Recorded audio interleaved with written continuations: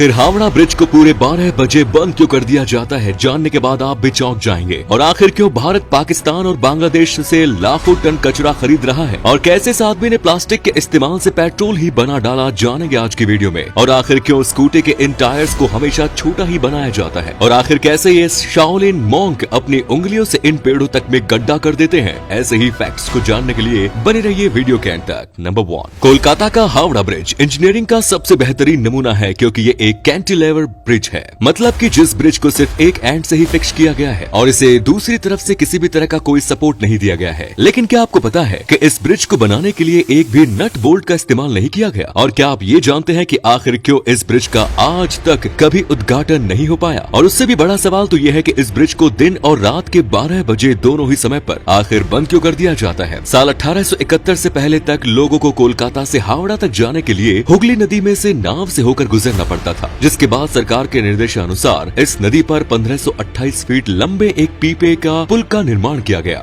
बड़े बड़े पीपों को लगाकर बनाए गए इस पुल में 22 लाख रुपए का खर्च आया। लेकिन फिर जब यहाँ हावड़ा स्टेशन बना तो यहाँ पर लोगों की भीड़ भी बहुत ज्यादा बढ़ने लगी, जिसके बाद यहाँ की सरकार ने इस जगह पर एक फ्लोटिंग यानी तैरता हुआ ब्रिज बनाने का फैसला किया। लेकिन उसी समय पहले विश्व युद्ध की भी शुरुआत हो गई, जिसके चलते ये काम भी बीच में ही रोकना पड़ा। और फिर 1992 में BBJ नाम के एक कंपनी ने इस जगह पर काफी मजबूत और टिकाऊ ब्रिज बनाने का फैसला किया, जिसके लिए उन्होंने 26,500 टन स्टील का इस्तेमाल किया। उस समय में इतने स्टील को इकट्ठा करना कोई छोटी बात नहीं थी। उस समय अंग्रेजों ने उनके सामने एक बड़ी शर्त भी रखी कि इस ब्रिज को बनाने के लिए इसके नीचे कोई भी पिलर नहीं होना चाहिए, ताकि बड़े से बड़ा जहाज भी इस ब्रिज के नीचे से आसानी से निकल सके। यही वजह है कि उन्होंने यहाँ पर एक कैंटिलेवर ब्रिज को बनाकर तैयार किया। और हैरानी की बात तो ये है कि उस समय में इस ब्रिज को बिना किसी नट बोल्ट के ही बनाकर तैयार कर दिया गया। लेकिन उस समय के सबसे बड़े कारनामे को अंजाम देने के बाद भी इस ब्रिज का आज तक भी कभी उद्घाटन नहीं हो पाया, क्योंकि इस ब्रिज के बनते ही वर्ल्ड वॉर 2 की शुरुआत हो चुकी थी, जिसके चलते इस ब्रिज को बिना उद्घाटन के काम पर ही लगा दिया गया। उस समय जापान ने इस ब्रिज को बमबारी से उड़ाने की कोशिश की, लेकिन वो इसमें नाकाम रहे। ये ब्रिज इतना मजबूत है कि आज भी रोजाना इस पर से करीब 1 लाख से भी ज्यादा गाड़ियां होकर गुजरती हैं। लेकिन इस ब्रिज को हर रोज दोपहर और रात के पूरे 12 बजे बंद कर दिया जाता है, जिसके पीछे का कारण ये है कि इसे बनाने वाले इंजीनियरों ने ये दावा किया कि ये पुल किसी भी दिन 12 बजे गिर जाएगा। लेकिन उन्होंने ये नहीं बताया कि इसके गिरने का समय वो रात में होगा या दिन में। बस इसी के चलते इसे इन दोनों ही समय पर बंद कर दिया जाता है। और हाल ही में किए गए एक निरीक्षण से ये पता चलता है कि पॉल्यूशन और मौसम की मार की वजह से ये ब्रिज काफी तेजी से कमजोर होता जा रहा है। इसको संभाल कर रखने वाले ये पिलर आकार में आधे रह चुके हैं। अब देखना यह है कि यहाँ पर ये कब तक टिके रहता है। नंबर 2, बहुत कम ही लोग ये बात जानते हैं कि भारत हर साल पाकिस्तान और बांग्लादेश से करीब 1.5 लाख मैट्रिक टन कचरे को खरीदता है। लेकिन आखिर ऐसा क्यों? आखिर किसी और देश का कचरा भारत के किस काम का? दरअसल पाकिस्तान और बांग्लादेश जैसे कई देशों के पास इस कचरे को रिसाइकल कर उसे दोबारा से इस्तेमाल करने लायक बनाने के लिए कोई भी खास किफायती इक्विपमेंट्स नहीं है, जिसके चलते उनके लिए इस कचरे को संभाल पाना काफी महंगा पड़ता है। और ये कचरा वहाँ पर पड़े पड़े सड़ता है और गंदगी मचाता है। इसी वजह से वो इस कचरे को भारत जैसे दूसरे देशों को एक्सपोर्ट कर देते हैं। लेकिन अब सवाल ये है कि फिर भारत इस कचरे को इम्पोर्ट कर उसका आखिर करता क्या है? तो आपकी जानकारी के लिए बता दूं कि भारत के पास ऐसे कई बड़े इक्विपमेंट्स मौजूद हैं जो इस प्लास्टिक वेस्ट को रिसाइकल कर कई तरह की बोतल, पेपर और यहाँ तक कि सड़कों को भी बनाने का काम करते हैं। आपको शायद इस बात की जानकारी ना हो कि भारत अभी तक इस वेस्ट कचरे का इस्तेमाल कर 10,000 किलोमीटर से भी ज्यादा लंबी सड़क का निर्माण कर चुका है। नंबर 3, यहाँ पर्यावरण को बचाने के लिए हम आज कचरे का इस्तेमाल कर सड़कों का निर्माण कर रहे हैं। वहीं इसी बीच हैदराबाद में रहने वाले 45 वर्ष के सतीश कुमार ने एक ऐसा कारनामा कर दिखाया है जिसकी कोई कल्पना भी नहीं कर सकता। इन्होंने तो वेस्ट प्लास्टिक का इस्तेमाल कर पेट्रोल को ही बनाकर तैयार कर दिया, जिसका इस्तेमाल कर आप अपनी गाड़ियाँ और मोटरसाइकिल को भी दौड़ा सकते हैं। उन्होंने इस पेट्रोल को प्लास्टिक पायरोलिसिस नाम दिया है। इनका दावा है कि ये हर रोज करीब 200 किलो प्लास्टिक से 200 लीटर पेट्रोल बनाकर तैयार कर लेते हैं। जहां पेट्रोल की कीमतों में रोजाना बड़ी मात्रा में उछाल आ रहा है, वहीं सतीश ने अपने इस पेट्रोल का दाम ₹40 प्रति लीटर रखा है। नंबर 4, दोस्तों आपके भी मन में कभी न कभी ये सवाल तो जरूर आया ही होगा कि आखिर स्कूटी के इन टायर्स को बाइक्स के टायर मुकाबले में छोटा क्यों बनाया जाता है। तो आपको बता दो कि स्कूटी का निर्माण एक पूरी फैमिली की जरूरतों को मद्देनजर रखते हुए किया गया है। इसमें मौजूद ये बूट पैर रखने के काम तो आता ही है, लेकिन साथ ही ये भरी सामान जैसे कि सिलेंडर और घर का जरूरी राशन रखने के लिए भी इस्तेमाल में लाया जाता है, जिसकी वजह से इस बूट स्पेस में भारी सामान को आसानी से रखने के लिए इसकी ऊंचाई को जमीन से थोड़ा ऊपर ही रखा जाता है। साथ ही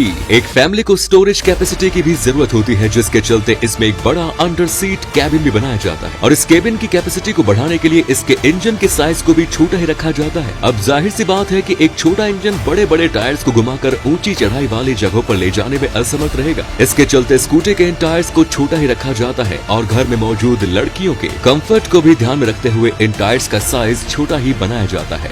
नंबर 5, अभी तक आपने आर्मी के जवानों को दी जाने वाली टफ ट्रेनिंग को तो देखा ही होगा, लेकिन क्या आपने कभी एक शाओलिन मॉन्क को दी जाने वाली ट्रेनिंग को देखा है? एक शाओलिन मॉन्क के हाथों और उसकी उंगलियों को लोहे जैसा मजबूत होना बहुत जरूरी होता है, जिसके लिए उन्हें आयरन फिंगर ट्रेनिंग दी जाती है, जिसके लिए उन्हें अपने हाथों और उंगलियों को कुछ इस तरह से लोहे के इन ड्रम के बीच में से गुजारना पड़ता है और दीवारों जैसे हार्ड सरफेस पर अपनी उंगलियों को कुछ इस तरह से मारना पड़ता है। आप ये जानकर काफी हैरान हो जाएंगे कि ऐसा करने से उनकी उंगलियां इतनी ज्यादा स्ट्रॉन्ग हो जाती है कि ये बहुत ही आसानी से एक पेड़ के तने तक में गड्ढा कर देते हैं। तो उम्मीद है ये वीडियो पसंद आई होगी। अगर आए तो इसे अपने दोस्तों के साथ शेयर करना ना भूलें। धन्यवाद।